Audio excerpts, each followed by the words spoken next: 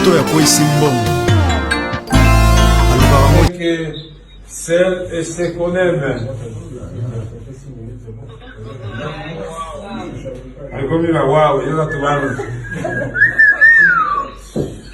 C'est le prix de l'Angélé.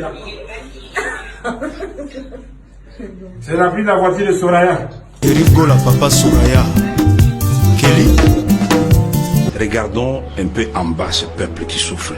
Mais le pouvoir pour le pouvoir, c'est pour servir qui? Soi-même?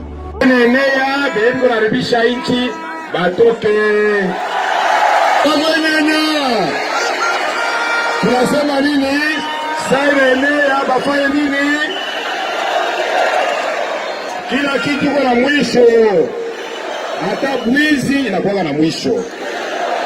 Sio tunataka kumaliza bwizi. Tous ces immeubles qui poussent dans la ville et que Massina, on nous présente quelques bus, quelques arrêts de bus, on dit on a résolu les problèmes. Willy Tembela, unité centrale.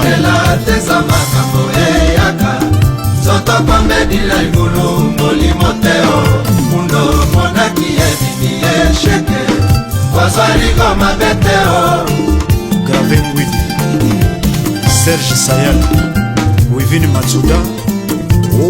Na mibeko mia ekolo mutu oyo ozali condamné pour la corruption ezala ozana baninga ebele ezala oza célèbre ezala ozali riche ezala ozana baninga ya bapoto kuna mingi bayembaka wa Seigneur Jésus, ce n'est pas possible. Ba appliquer la état de droit et comme waya waya baba comme ko yima yima. C'est ça l'état de droit. Ne balobaka la loi est dure mais c'est la loi. Linda Kashama. Bakanginga na boloko mama nasima na ngai okotisi mobali osali yango yo oza mwana mai na nga c'est vrai totangaka na yo bien tobanda no et tout ça. Congolais là, Congolais, moi et vous c'est là. Ces derniers temps niveau, c'est chaque jour 5 pulses. Boloko, tu vas en prison.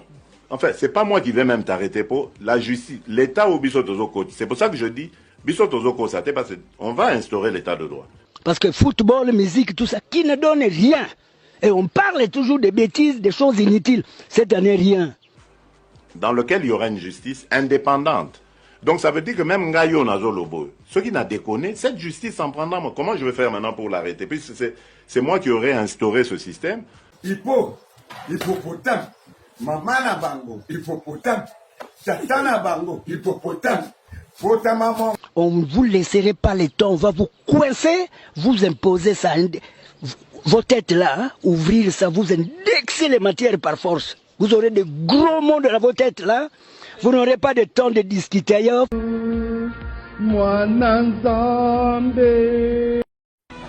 Vous êtes en train de subir la punition de Dieu.